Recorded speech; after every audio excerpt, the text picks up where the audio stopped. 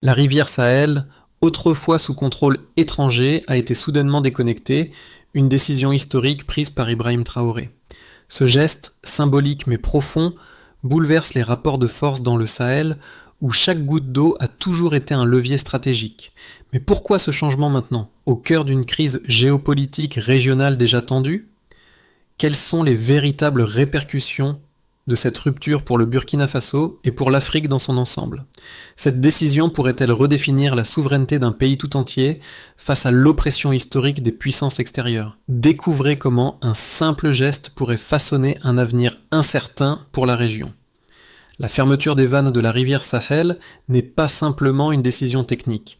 Elle incarne un tournant décisif dans la quête de souveraineté du Burkina Faso. En prenant cette mesure, Ibrahim Traoré promet aux Burkinabés un contrôle total sur une ressource vitale après des décennies de gestion externe. L'enjeu est colossal. L'eau, essentielle à l'agriculture et à la vie quotidienne, représente désormais l'autonomie du pays face à des puissances étrangères. Cependant, cette rupture avec des accords coloniaux implique également des risques. Les institutions financières internationales, notamment le FMI, ont déjà exprimé leur inquiétude, gelant des prêts importants, et les entreprises européennes commencent à se retirer. Cette décision pourrait plonger le pays dans une crise économique immédiate. Mais au-delà des enjeux économiques, c'est une bataille symbolique qui se joue, la souveraineté retrouvée contre une domination historique. Dans ce contexte, la question devient claire. Ce geste sera-t-il le début d'une transformation durable ou un déclencheur de nouvelles tensions géopolitiques dans la région? Le geste d'Ibrahim Traoré en fermant les vannes de la rivière Sahel a été perçu comme un coup de tonnerre dans un paysage géopolitique déjà fragilisé. Cette rivière, cruciale pour l'agriculture et la vie des Burkinabés, était sous le contrôle de sociétés étrangères, en grande partie européennes. Ces entreprises, notamment une société suisse, géraient les infrastructures hydrauliques depuis des décennies, accaparant plus de 80% des bénéfices générés par l'exploitation de l'eau. Ce système d'exploitation, longtemps ignoré du grand public, a été révélé au moment où les autorités burkinabées ont déclassifié des documents confidentiels datant de 2020. Ces documents ont montré non seulement l'ampleur de la dépendance du Burkina Faso vis-à-vis des entreprises étrangères, mais aussi le contrôle technologique exercé par des acteurs extérieurs sur les infrastructures hydrauliques. L'accès aux données hydrologiques, crucial pour la gestion des crues et des irrigations, était monopolisé par des entreprises européennes, ce qui verrouillait toute tentative d'indépendance pour le pays. Cette révélation a eu un impact immédiat, non seulement sur le gouvernement burkinabé, mais aussi sur l'opinion publique. En Ouagadougou, la décision a été accueillie comme un soulagement, un retour à la dignité. Les rues se sont remplies de manifestants soutenant le geste de Traoré, qu'ils considéraient comme une libération d'un contrôle colonial toujours vivace. Pourtant, à l'international, les réactions ont été bien différentes. L'Union européenne et les États-Unis ont exprimé leur mécontentement, qualifiant cette décision de sabotage des relations économiques et de menace pour la stabilité régionale. Le FMI a suspendu des prêts essentiels pour moderniser les infrastructures, ajoutant une pression supplémentaire sur un pays déjà fragile économiquement. Le contraste entre les espoirs populaires et les inquiétudes internationales pose une question cruciale. Cette décision marquera-t-elle le début d'un changement profond pour le Burkina Faso ou ouvrira-t-elle la voie à une instabilité accrue dans une région déjà tendue? Au cœur de cette transformation historique, Ibrahim Traoré apparaît comme le catalyseur d'un changement radical. Jeune leader militaire, il incarne une rupture générationnelle, loin des traditions politiques qui ont marqué le Burkina Faso depuis l'indépendance. Sa décision de fermer les vannes de la rivière Sahel ne relève pas seulement de la stratégie économique ou géopolitique, c'est un acte profondément symbolique. En prenant cette décision audacieuse, Traoré a voulu affirmer la souveraineté du pays sur une ressource essentielle, longtemps privatisée et contrôlée par des intérêts étrangers. Mais ce geste n'a pas été sans conséquences immédiates. Dans les premières heures qui ont suivi la fermeture des vannes, des scènes de mobilisation populaire ont envahi les rues de Ouagadougou. Les habitants, jusqu'alors habitués à subir les effets d'un contrôle extérieur de l'eau, ont vu dans cette action un signe de libération. Des milliers de manifestants ont exprimé leur soutien à Ibrahim Traoré, célébrant cette victoire symbolique contre les forces coloniales économiques. Cependant, la réaction de la communauté internationale a été plus mesurée, voire hostile. Des diplomates et des économistes occidentaux ont rapidement qualifié l'action de sabotage, soulignant le risque d'une déstabilisation régionale. Le FMI a pris des mesures immédiates, gelant des fonds destinés à moderniser les infrastructures hydrauliques du pays, une décision qui a exacerbé les tensions internes. Mais pour les Burkinabés, cette rupture avec l'héritage colonial a eu un autre impact. Elle a ouvert la voie à un dialogue intérieur sur l'indépendance économique et la souveraineté nationale. Un dialogue qui, malgré les tensions, est porteur d'une énergie nouvelle pour le pays. La décision de fermer les vannes de la rivière Sahel, prise par Ibrahim Traoré, marque un tournant dans l'histoire politique du Burkina Faso, mais aussi un moment de rupture avec des décennies de domination économique et géopolitique extérieure. Dès l'annonce de la fermeture, la scène s'est immédiatement tendue. Les entreprises étrangères, principalement européennes, qui contrôlaient l'exploitation des ressources hydrauliques, ont réagi avec rapidité. Certaines ont suspendu leurs opérations, d'autres ont retiré leurs équipements et leurs équipes techniques, laissant derrière elles un vide économique et logistique considérable. Les autorités burkinabées ont dû faire face à cette réalité difficile. Un pays privé de son infrastructure de gestion de l'eau, avec des milliers de kilomètres de canaux d'irrigation, des stations de pompage et des systèmes de surveillance satellitaire gérés depuis l'extérieur. Les premières semaines ont été marquées par un effort intense pour maintenir les opérations de base. Des équipes locales ont été déployées dans tout le pays, inspectant et réactivant les stations de pompage et les barrages, mais la tâche était monumentale. Le gouvernement a dû mobiliser des ingénieurs, des techniciens et des forces de sécurité pour sécuriser ces installations stratégiques. Au même moment, la pression internationale s'est intensifiée. L'Union européenne et les États-Unis ont exprimé leur inquiétude quant aux répercussions de cette décision sur la stabilité de la région. Le FMI a immédiatement gelé un prêt crucial destiné à la modernisation des infrastructures hydrauliques, soulignant le risque de crise financière. La réaction de ces puissances extérieures a amplifié la tension interne, car le Burkina Faso se retrouvait pris en étau entre la nécessité de maintenir la stabilité économique et le désir de préserver sa souveraineté. Sur le terrain, la situation s'est intensifiée. À Ouagadougou, des manifestations de soutien à Ibrahim Traoré ont défiguré les rues, avec des milliers de personnes célébrant la décision comme une libération. Les slogans appelaient à un avenir de plus grande indépendance et d'autonomie, loin des chaînes du passé colonial. Cette dynamique populaire a été un élément clé du processus, car elle a non seulement consolidé le soutien interne au gouvernement, mais a aussi envoyé un message fort à l'international. Le peuple burkinabé était prêt à défendre sa souveraineté, quel qu'en soit le prix. Cependant, à mesure que les semaines passaient, la réalité des conséquences économiques a commencé à se faire sentir. Le pays a dû faire face à des pénuries temporaires d'eau dans certaines régions, en particulier dans les zones rurales les plus isolées.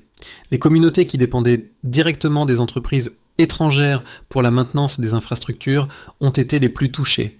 L'incertitude économique a plongé certaines régions dans la crise, mais le gouvernement a rapidement lancé des initiatives pour pallier ces difficultés. Des programmes de formation pour les travailleurs locaux ont été mis en place afin de garantir que les installations puissent être gérées de manière autonome à long terme. Parallèlement, des discussions ont été entamées avec d'autres pays du Sahel pour établir une coopération régionale sur la gestion de l'eau dans l'espoir de partager les coûts et les responsabilités. Ainsi, le pays s'est retrouvé à un croisement historique. D'un côté, une rupture avec l'influence étrangère et de l'autre, des défis économiques et géopolitiques immédiats. La fermeture des vannes, loin d'être un simple acte symbolique, a enclenché un processus complexe où chaque décision, chaque action devait être mesurée pour maintenir un fragile équilibre entre souveraineté et développement durable. Les conséquences économiques de la fermeture des vannes de la rivière Sahel sont déjà visibles à travers plusieurs indicateurs clés. Selon les documents récemment révélés par le gouvernement burkinabé, Plus de 40% des revenus générés par l'exploitation des ressources hydrauliques étaient auparavant captés par des entreprises étrangères, principalement européennes. Cette situation de dépendance a significativement limité les capacités économiques du pays, car les bénéfices de cette ressource vitale n'étaient pas réinvestis dans l'économie locale. En déclassifiant ces informations, Ibrahim Traoré a non seulement révélé une inégalité flagrante, mais a également ouvert la voie à une redistribution potentielle de ces bénéfices qui, à terme, pourraient bénéficier directement à l'économie nationale. À court terme, l'impact de cette décision se mesure à travers des chiffres alarmants. Le FMI, après avoir gelé un prêt de 150 millions de dollars destiné à la modernisation des infrastructures hydrauliques, a renforcé l'incertitude économique qui pèse sur le pays. L'annulation de ce financement a entravé les projets de développement d'infrastructures essentielles, augmentant les risques d'instabilité dans les zones rurales où la gestion de l'eau est une matière primordiale pour l'agriculture et la vie quotidienne. Dans un contexte où plus de 60% de la population burkinabé dépend de l'agriculture pour sa subsistance, cette décision a exacerbé les vulnérabilités économiques des communautés locales.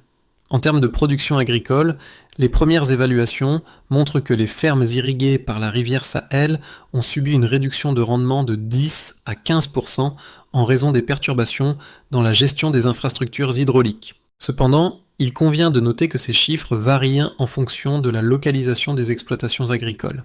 Les zones proches des grandes villes, comme Ouagadougou, ont pu plus facilement s'adapter grâce à des initiatives locales de réactivation des stations de pompage, tandis que les régions plus reculées ont vu leur rendement agricole chuter plus dramatiquement. Un autre indicateur clé de l'impact de cette décision est la réorganisation de la surveillance et de la gestion des données hydrologiques. Avant la fermeture des vannes, les données sur le débit des rivières et les niveaux d'eau étaient collectées et analysées par des entreprises étrangères, ce qui rendait l'accès à ces informations cruciales pour une gestion autonome du pays impossible. Aujourd'hui, la gestion des données hydrologiques a été nationalisée avec la création d'une nouvelle agence locale dédiée à la surveillance et à la collecte des données en temps réel. Bien que ce processus soit encore en cours, des rapports préliminaires indiquent que le pays a déjà réussi à réactiver environ 40% de ses stations de mesure d'ici la fin du premier trimestre suivant la fermeture des vannes. Cela représente un progrès considérable, mais l'objectif de rétablir un système de gestion entièrement autonome reste un défi de taille.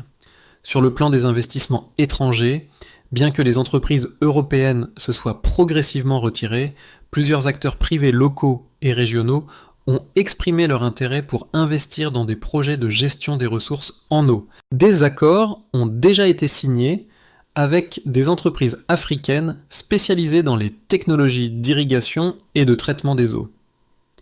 Ces initiatives, bien que récentes, pourraient jouer un rôle crucial dans la stabilisation économique du pays à long terme.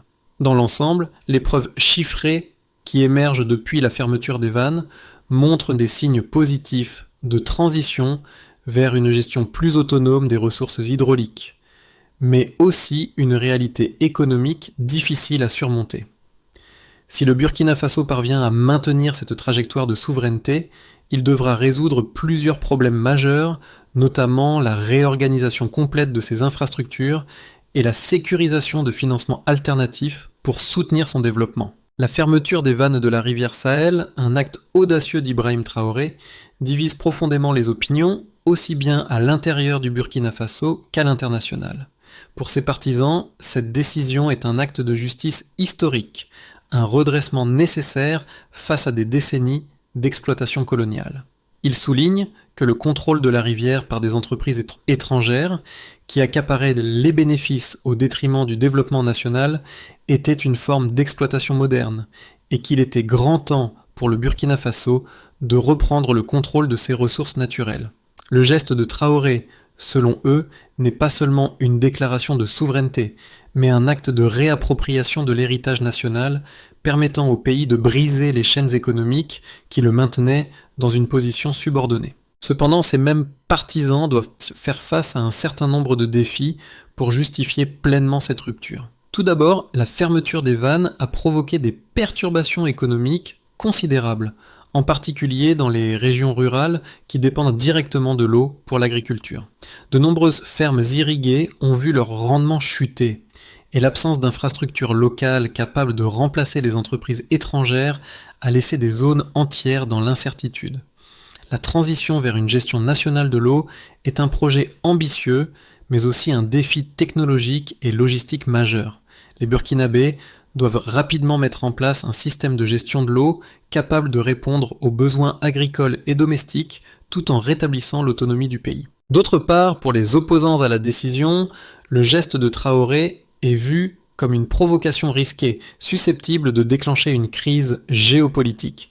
Ils avertissent que la fermeture des vannes pourrait entraîner une escalade des tensions régionales, particulièrement avec des pays voisins du Sahel, qui dépendent également des ressources de la rivière Sahel.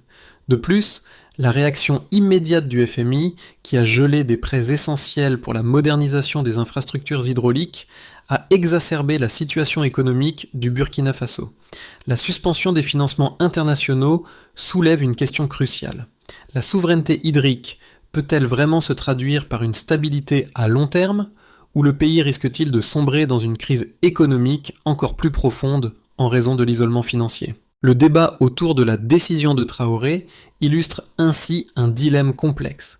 Entre la promesse d'une indépendance retrouvée et les risques d'une instabilité accrue, les partisans et les opposants à cette décision sont confrontés aux mêmes enjeux de souveraineté, mais chacun les aborde avec une vision différente de l'avenir. Les défis qui se posent au Burkina Faso ne sont pas seulement d'ordre économique, mais aussi diplomatique et géopolitique. La gestion de cette transition sera cruciale pour déterminer si le pays pourra véritablement se libérer de l'influence extérieure tout en préservant sa stabilité et son développement. La décision de fermer les vannes de la rivière Sahel n'est plus seulement un geste symbolique, mais elle a amorcé une profonde transformation politique et économique au Burkina Faso. Ce n'est plus simplement une question de souveraineté sur l'eau, mais un véritable test pour la résilience du pays face aux pressions internes et internationales. Alors que les premières manifestations populaires célébraient cette décision comme un acte de libération, le défi immédiat est devenu de maintenir la stabilité dans un environnement économique de plus en plus instable. Les entreprises étrangères se sont retirées, des financements vitaux ont été suspendus et les infrastructures hydrauliques du pays se trouvent dans une phase de transition critique. Mais au milieu de ces turbulences, une lueur d'espoir émerge. Le Burkina Faso commence à reconfigurer son système de gestion de l'eau en se tournant vers des solutions locales et régionales. La création d'une autorité fluviale nationale et le renforcement des capacités locales de gestion de l'eau constituent des étapes décisives pour garantir l'autonomie du pays. Dans cette phase charnière, le Burkina Faso doit démontrer qu'il peut non seulement survivre à cette rupture, mais qu'il peut aussi en sortir renforcé. La souveraineté hydrique n'est plus un concept abstrait. Elle devient une réalité concrète, avec des implications profondes pour l'avenir du pays. La fermeture des vannes de la rivière Sahel a eu des répercussions immédiates et visibles sur plusieurs fronts. En premier lieu, le pays a dû faire face à des pénuries d'eau, particulièrement dans les régions rurales. Ces zones, dépendantes de l'irrigation pour l'agriculture, ont vu leur rendement chuter de manière significative, avec une baisse de 10 à 15% de la production agricole dans certaines provinces. En conséquence, les prix des produits agricoles ont augmenté, aggravant les difficultés économiques pour les populations locales, en particulier les plus vulnérables. Cependant, cette crise a aussi engendré une série d'initiatives locales visant à pallier la situation. Des équipes de techniciens et d'ingénieurs burkinabés ont été rapidement mobilisées pour réparer et réactiver les infrastructures existantes. En seulement quelques mois, environ 40% des stations de pompage et des barrages ont été remises en fonctionnement grâce à des solutions improvisées, souvent par les communautés elles-mêmes. Malgré ces efforts, la transition vers un système de gestion de l'eau entièrement nationalisé reste un défi de taille. Le manque d'expertise technique et l'absence de financement adéquat compliquent la gestion à long terme des ressources hydriques. En parallèle, la décision de fermer les vannes a eu des répercussions géopolitiques importantes. Les pays voisins, qui dépendent également de la rivière Sahel, ont observé avec prudence la situation, certains exprimant des inquiétudes concernant l'équilibre régional. Les sanctions économiques des puissances occidentales ont intensifié les tensions et des analystes ont commencé à avertir que la fermeture des vannes pourrait entraîner une déstabilisation régionale. Le FMI a suspendu ses prêts et plusieurs entreprises étrangères se sont retirées, ce qui a entraîné une perte de soutien financier pour la modernisation des infrastructures critiques. Cependant, à l'intérieur du pays, les réactions ont été plus nuancées. Si certains ont critiqué la décision pour ses risques économiques immédiats, d'autres y ont vu une occasion unique de renforcer la souveraineté nationale. L'un des principaux avantages de cette rupture est la réorganisation de la gestion de l'eau. Le gouvernement burkinabé a entamé la création d'une nouvelle autorité fluviale nationale, chargée de superviser et de réguler les ressources en eau. Cette initiative pourrait permettre au pays de réduire sa dépendance vis-à-vis des entreprises étrangères et d'augmenter sa capacité à gérer ses propres ressources. La création de cette autorité est considérée comme un premier pas crucial vers une autonomie complète en matière de gestion de l'eau. Les bénéfices à long terme de cette décision ne sont pas encore clairs, mais le processus est en marche. Si le Burkina Faso parvient à mettre en place un système efficace de gestion de l'eau et à attirer des investissements régionaux pour soutenir cette transformation, il pourrait devenir un modèle pour d'autres pays du Sahel. Le défi demeure de taille, mais la direction est claire. La souveraineté hydrique n'est plus un rêve lointain, mais une réalité tangible qui, à terme, pourrait redéfinir l'équilibre géopolitique de la région. Les 6 à 12 mois suivant la fermeture des vannes de la rivière Sahel seront cruciaux pour déterminer l'avenir du Burkina Faso.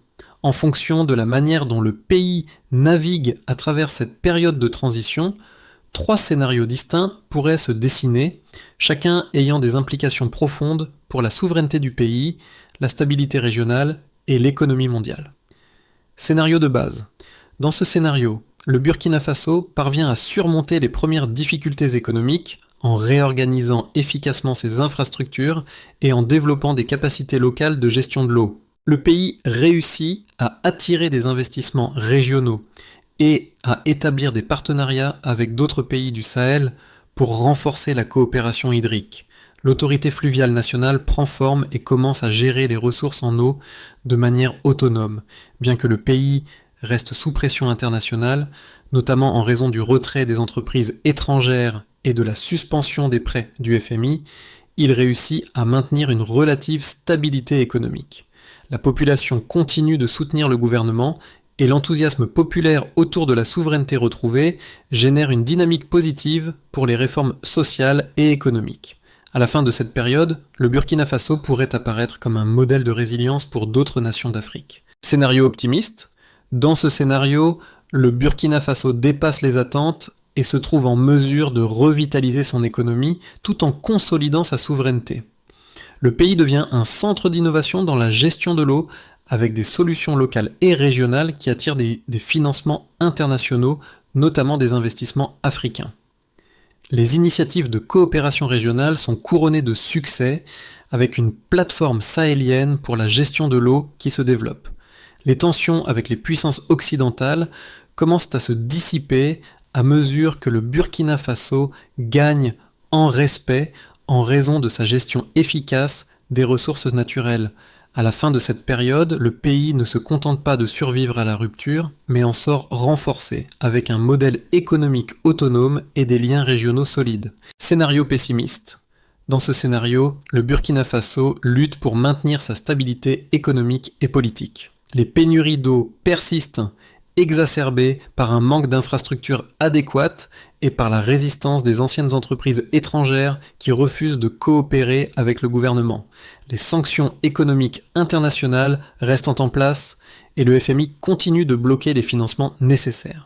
Le pays entre dans une spirale de crise économique avec des tensions internes croissantes entre ceux qui soutiennent la politique de Traoré et ceux qui en dénoncent les effets négatifs. L'isolement international s'accentue, ce qui rend difficile l'atteinte d'une autonomie durable. Dans ce scénario, le Burkina Faso risque de se retrouver dans une situation où les bénéfices de la souveraineté hydrique sont éclipsés par les difficultés économiques et sociales, avec des conséquences possibles sur la stabilité de la région. Ces 3 scénarios montrent les trajectoires divergentes que pourrait prendre le Burkina Faso. Tout dépendra de la capacité du gouvernement à naviguer entre les défis immédiats, à construire des partenariats solides et à assurer une gestion efficace de ses ressources naturelles. Le pays est à un carrefour stratégique.